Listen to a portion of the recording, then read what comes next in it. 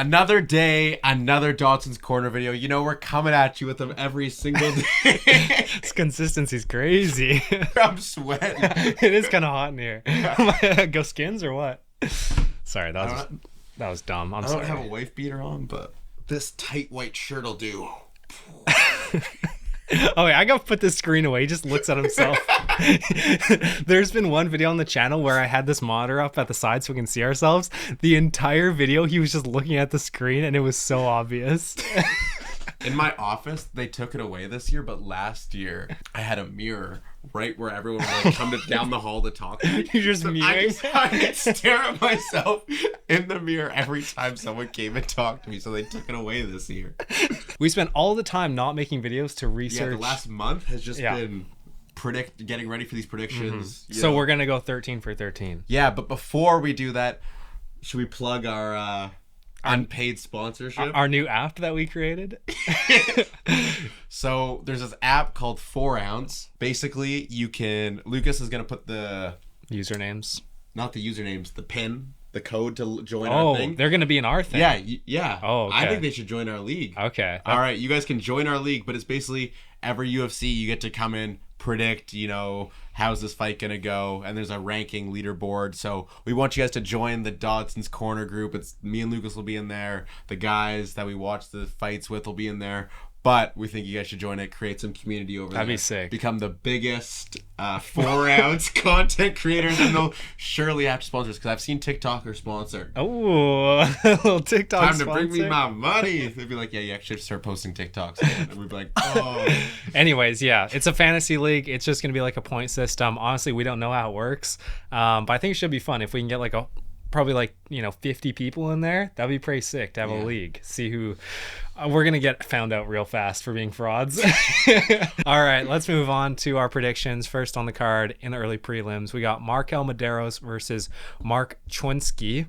I don't know how you say that last name. Hopefully that's right. Anyways, there's not really much to go on in this fight. Chwinski's undefeated, so we all know what that happens. That's like half of what I base my predictions on. Isn't Medeiros the guy that someone said I look like him? He's got a mustache and like the weird hair. Yeah.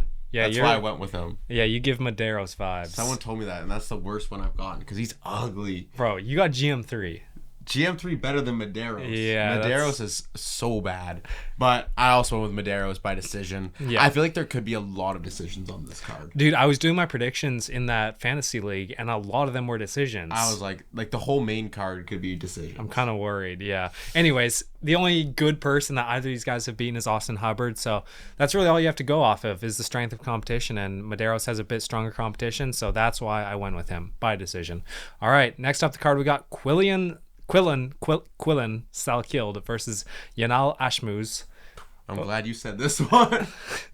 These names aren't getting any easier, man. This is the problem with the UFC. Harder. They're getting harder. Look at these prelims. There's not a single easy name. We're being cultured, I guess, right? Let's get more white people in the UFC.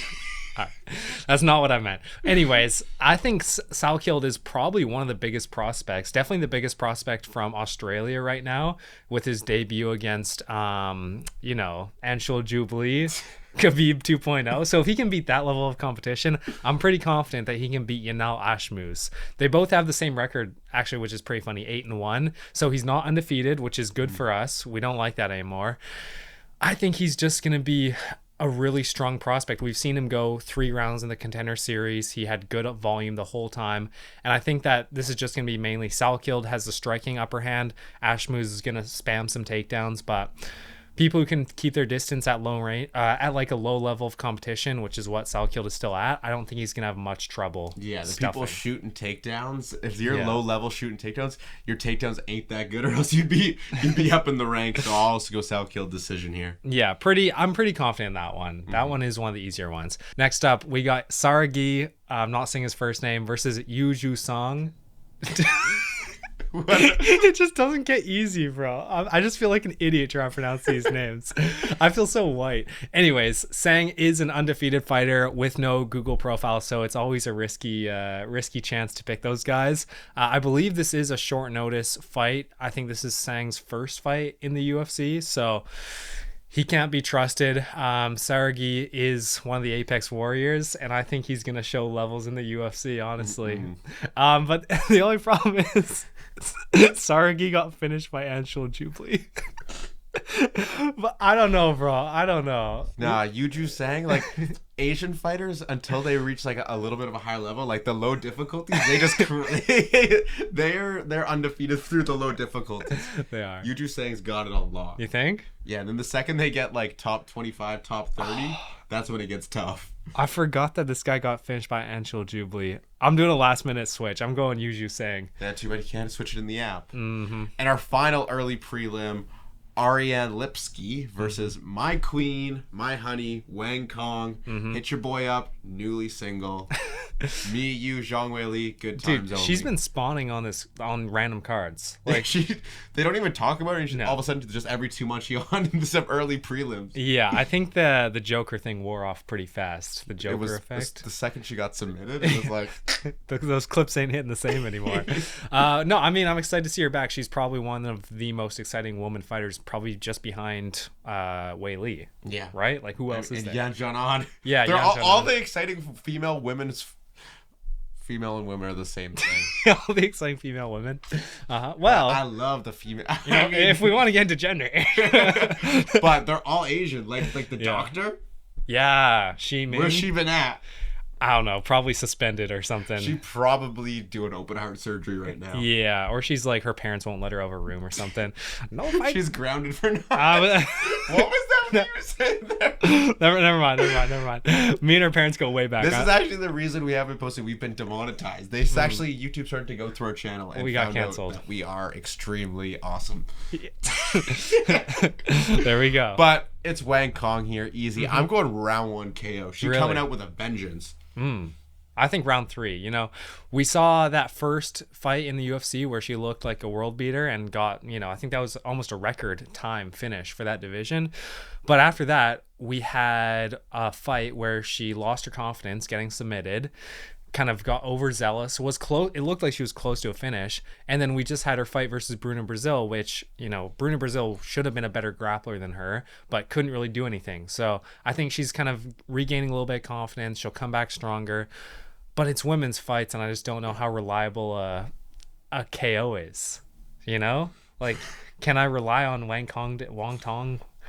wonton soup to get a KO? Like, I don't think so. So I'm going decision. You're just trying to get this account banned, so we can quit. All right, prelim time. Chaos Williams versus Andreas Gustafsson. Now you got stuff to say about Gustafsson. Yeah. Chaos Williams, the type of guy in the welterweight division. He's gonna go up and he's gonna beat those guys that are like aren't in the top 50, but the guys that are like top 30, top 25 guys like Michelle Pereira and Randy Brown, he loses to those guys. So this is kind of a fight for Andreas Gustafsson to see if he has a chance to be legit or not.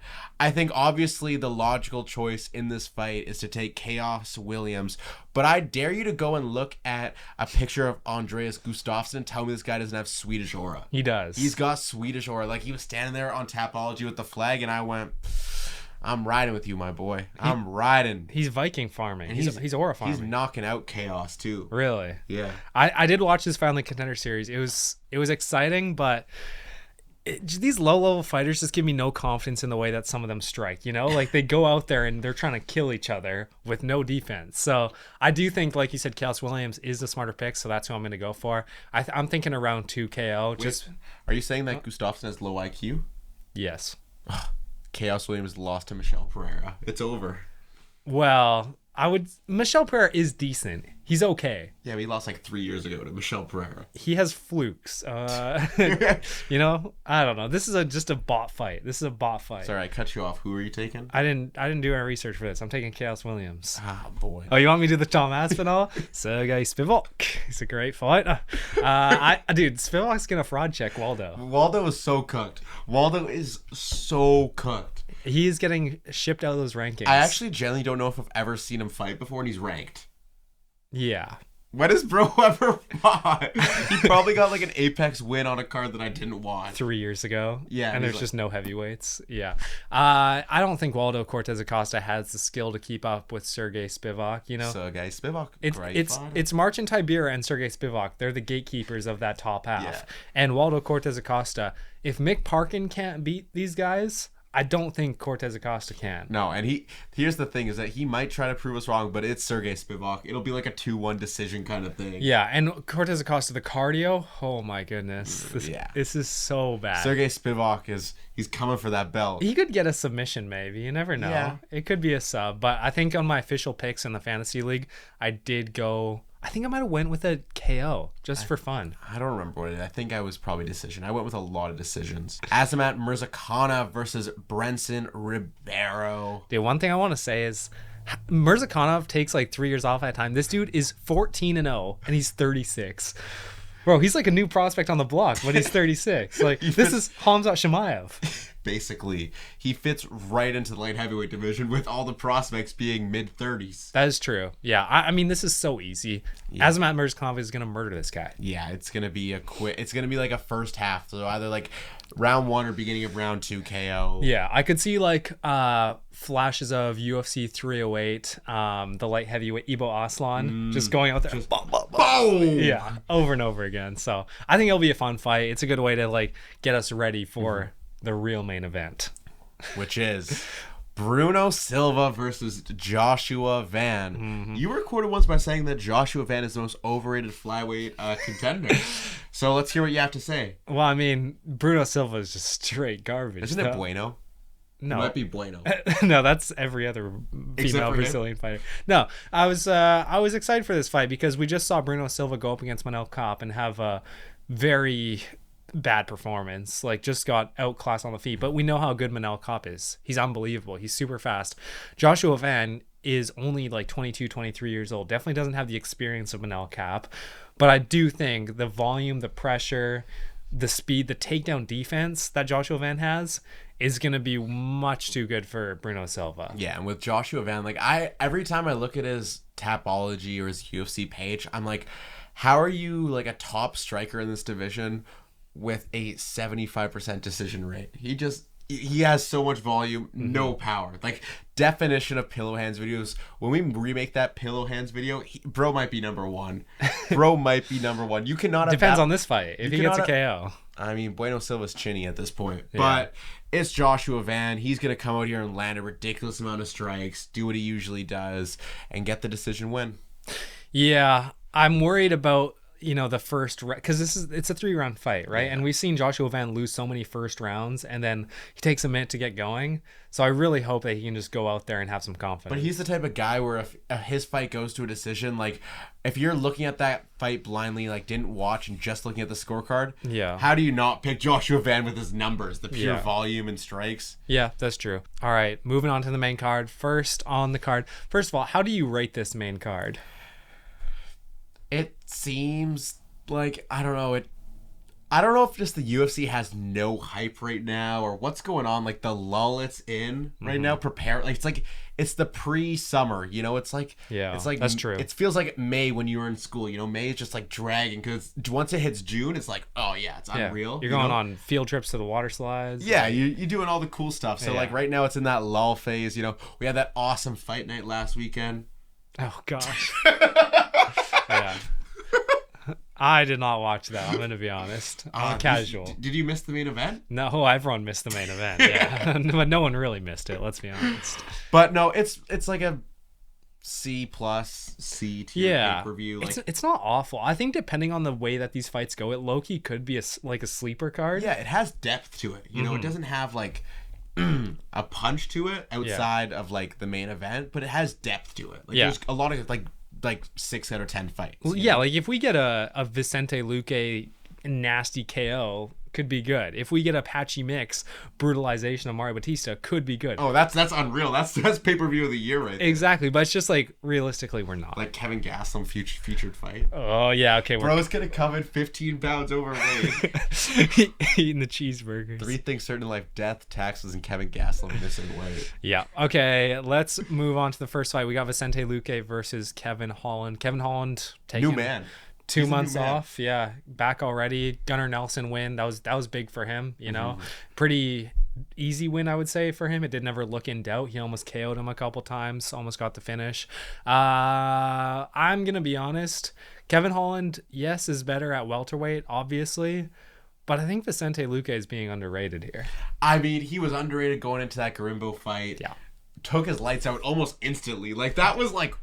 It felt very similar to when Dominic Reyes just killed Nikita Krylov all of a sudden, you know? It was like... Yeah, it was like over before it started. It was like, yeah, if you missed a minute, it's like all of a sudden he's on the cage, you know? Yeah. But, I mean, Kevin Holland is good, you know? And Luque is not like some elite grappler. You know, this fight will probably stay on the feet for the most part. I don't know. It's tough to say. Like, Luque feels, I don't know if this is true, but he feels like he's more of like a filled out welterweight. Yeah, he's thick. Kevin Holland is like lanky and long. So they both have good jiu-jitsu and they have submission threats.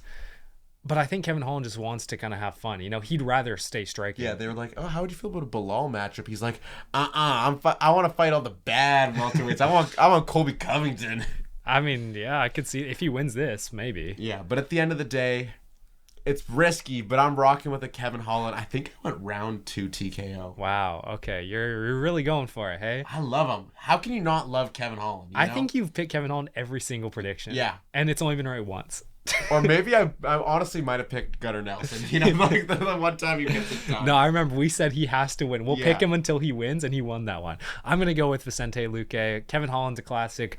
Win 1, lose 1, lose 2, win 1. So I think it's time for him to lose 1. And Luque, I was looking at his age. The dude's only like 32 or 33. I could have swore he was 36. Yeah, he feels like he's 38. Yeah. Like, he's on the tail end of his career, but realistically, he's not that far out of his prime. And I feel like he gets looked down on because he lost to Buckley, but that's not that bad anymore. Yeah. You know, Buckley's powerful. He's good. So I'm feeling a Vicente Luque resurgence here. He's going to keep his spot in the rankings. Nothing crazy, but I'm going to go with a decision win. All right. Moving on, our next fight. Everyone's favorite fighter, Mario Batista versus the man making his UFC debut on short-ish notice, Patchy Mix. I'm trying to think, when was the Mario Batista versus 307. 307? In Utah. Okay. Yeah, you're right. Dang, so he hasn't fought in a long time. Yeah, it's going to be 9 cards off. No one wants to see this guy fight. He's been begging Dana to get back on the cards. No one wants to see this guy. And it was originally supposed to be him versus Cheeto Vera, which would have been, I would have fallen asleep. Cheeto honestly. Vera in jail, probably? Jail? Yeah, that's probably where Cheeto Vera is. Injury, sure. But now we got Patchy Mix. First fight in the UFC Bellator. He's going to make his debut. He's a good fighter. He's still in his prime, I believe. 18-1. 32. Like, he's not that old. He's not like a Patricio Pitbull. Pitbull. Yeah, so I could see this being an upset, to be honest. I think actually Patchy Mix is the favorite. Really? Yeah. Interesting. Just because 18-1, you know, I think Mario Batista's like 16-2 or something like that. So they both have good records in their careers. Yeah. I'm going with Patchy Mix because I don't know how you could root for Mario Batista in a fight. No. And like how ironic would it be if Patchy Mix just like lays on Mario Batista for 3 rounds. Everyone would be cheering. Yeah, honestly. that'd be the greatest thing. But like his submission game is really good. Like that is Patchy Mix's game, is his submission game. I think Mario Batista's a harder guy to submit, but I think I'm going with Patchy Mix just because I don't see ever anything from Mario Batista that's like, that's really good from him. Dude, he doesn't do damage. That's the thing. Yeah. Like, I feel like I was so confident in Mario Batista for so long. And then I was watching back the Aldo fight, and I was like, this dude doesn't do damage. Like, if Patchy Mix can threaten any submissions or at least tag him, it's going to look like he's winning the fight because Mario Batista just can't do anything. So I think on the app I did switch to Patchy Mix last second, so I'm gonna keep it with Patchy Mix because who wants to see Mario Batista move up or get a title shot in the future, which he will, bro. Just read your predictions. They're up here. It's Kevin Gastelum, bro. misses weight constantly every time. Seems like he actually doesn't care. He Like, doesn't. He's the type of guy that just like, mid-fight, I'm out. I'm out. Herb Collin. Yeah, Just walk out, leave the gloves, retire. Like, that's what's going to happen in this dude's last fight. He can get hit by Joe Pyfer once and be like, I don't want it. I don't want it. Just going to pull guard, be like, yeah, hop into the guard. I'm out, Yeah, I don't have any faith in Kelvin Gastelum and his career, dude. Like, he's fighting at middleweight. Joe Pyfer he could fight at welterweight. Like, if he locked in and lost some weight, he could fight at welterweight. Joe Pyfer could fight at light heavyweight. He did. And I just feel like the power difference is going to be massive. I do think Kelvin Gastelum, as a fridge, he should have a better gas tank than Joe Pyfer. And Kelvin Gastelum has a pretty big head. He doesn't really get KO'd. I don't think it's going to be a KO from Joe Pyfer, as much power as he has. And even his last performance was unbelievable. But I just don't see Kelvin Gastelum being put to sleep, unfortunately. I don't know. I feel like it's the type of thing where it's like TKO-y, but like we all know Joe Pyfer has no ground and pound. Yeah, he'll just gas himself out. Yeah. That's what I'm worried about. I feel like Joe Pyfer could... Stop saying Pfeiffer, by the way. It's pissing me off. Sorry. Joe Pyfer could get like a crazy overhand, and then Kelvin Gastelum's rocked, and then the dude just gasses himself out on top because he can't finish. Yeah, it's either round 1 KO or a decision kind of thing. Yeah. And I could see a sneaky decision for Kelvin Gastelum, where he just out cardios him, I mean, because he's full. Like, bro. Yeah. He just waddles forward. Unlimited fuel. But I think I actually went Joe Pyfer decision. I'm going Joe Pyfer decision as well. I don't see a KO here, but I think Joe Pyfer is a much better fighter. All right, our co-main event, the champion Juliana Pena versus the female Bo Nickel. I just thought about that one right now, and it is way too good of a comparison. Kayla Harrison. Bro. Kayla Harrison has skill for a woman. Bo Nickel does not have skill for a guy. He might have skill for a woman. I mean, have you seen them throw those overhands? Fair. Yeah. That's very fair, actually. They do have similar striking. Their striking is identical. They probably actually have the same striking coach. That's why. They both suck. No, look, I think everyone's confident in Kayla Harrison. Minus 950 favorite in her last fight. I don't know. Minus 700. Bro, that is disgraceful. I'm sorry, that is so bad. If you want to make money, No. I would never tell you to bet. But bet on Juliana Pena. The money in this fight is the over-under on total rounds is 3.5. They think one of these girls is getting a decision or a finish. Mm-hmm. It's a women's championship fight. Mm-hmm. What happens in those? Well, we know what happens. It's a decision. You can get plus money for betting that this fight goes the distance. That's crazy. Like what? You can't even get that in the main event. But I would say that Juliana Pena this is crazy value. Yeah, but she submits Amanda Nunes one time, and it's like, oh, she's basically Du Bronx. Yeah, okay, here's the thing. Kayla Harrison came into the UFC as the most hyped woman in a long time. Yeah. And in her performance against Kellen Vieira, her last fight, what did she do? It was mid. It was nothing, bro. There was nothing memorable. It's the type of thing where it's like, yeah, she won, but I don't know why. And she looked bad in some moments. Like, she was getting hit clean. And I don't think Juliana Pena is necessarily an amazing fighter, Squeaked one out over Raquel Pennington, which I thought was absolutely ridiculous. Yeah, that was bad. But let's say Juliana Pena and Raquel Pennington are the same level. It doesn't matter. I think Kayla Harrison, all she has to rely on is her wrestling, or that's what people think. She can't even wrestle. She cannot shoot a double leg. She can't get a single leg. She just holds people against the fence and tries to trip them. Yeah. And when that doesn't work, she just she's gassing out like crazy. Dude, she was heavier. I saw a stat. She was heavier than Sean O'Malley and Merab a couple days ago. She's 151. They were 149. Holy cow.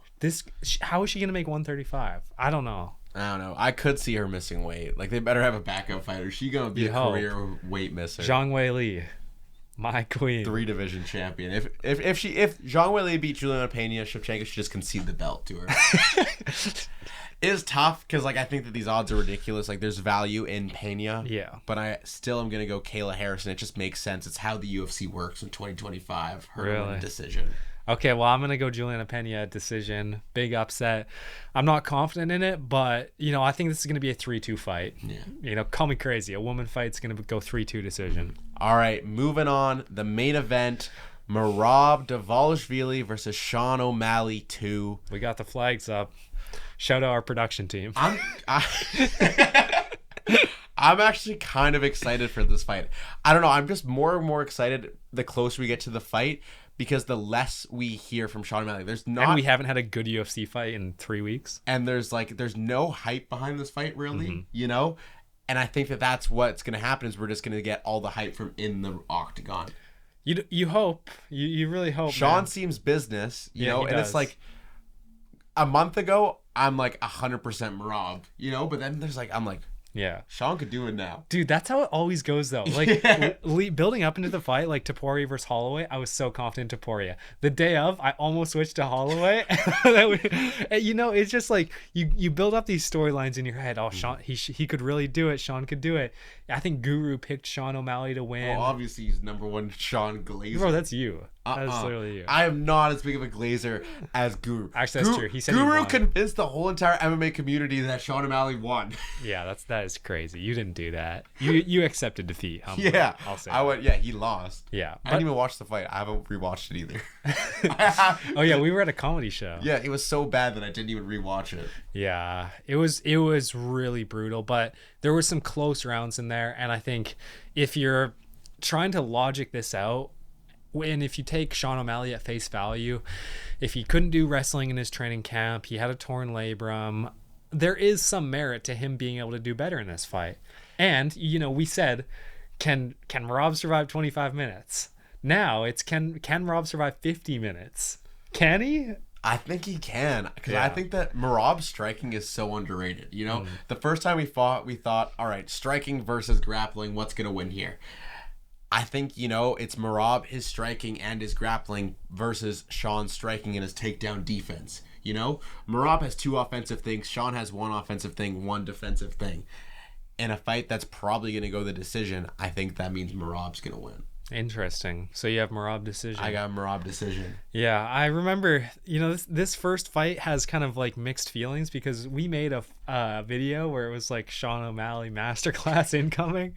And that was our first video to do like really well. And didn't Guru copy it? Someone copied it. Someone made the exact same video, exact same. Well, I'm sure they didn't actually see it, but yes, it was like It was the exact same title. Same title, same thumbnail, pretty Yeah. much. It was crazy. But that was the first video that we had that got like a lot of I think views it probably for us. it was our first 1,000 views. 1,300 or something, Yeah. which was crazy at the time. So I low-key want to pick Sean O'Malley just to title this video masterclass again, but I can't. Merab has to win this. I think he's improving still. He looked amazing in the Umar fight, even though he lost 2 rounds.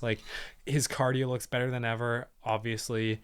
I'm a little bit concerned about his weight cut. It looks like he's going through it in They both look. I actually think everyone looked bad at the presser. They all looked so frail and dying. Well, even a couple days ago, when you can notice it 4 days out, it's like, oh, this might be cooked. Yeah. And Merab was looking bad. Who was looking like someone was looking like a prime Tony Ferguson. I think it might have been Mario Batista was looking. Probably. His head looked huge and his body looked tiny. Yeah, he's got a blockhead for sure. I don't know. I'm confident. This was a lock for me on the app. I did boost this one. I would have boosted this one. Yeah, so I boosted Merab decision because I think that's super likely. Sean O'Malley could get a round 2 KO here like he did to Aljo, but it's just you have to hope that Merab makes a mistake and gets caught. Yeah. I don't know, man. I just see Merab. He has a good chin. He doesn't get KO'd easily. He's been absolutely hit by missiles by Marlon Moraes and didn't get finished. So I don't know, man. I want Sean O'Malley to win because of the Umar storyline. They'd probably make that fight pretty quickly. Yeah. But Merab could become the best bantamweight by far. I think if Merab beats Sean a second time, he's the GOAT. And I don't think you can argue it. That's going to do it for us today. Make sure you guys go down to the comments. Let us know, who are you rooting for, Merab or Sean? While you guys are down there, make sure you're liking and subscribing. And don't forget, look up Dodson's Corner. There's an apostrophe before the S there on 4 ounce. Code will once again be up on the screen. Thank you, editor. It's me. And we'll see you guys next time. Peace. See ya.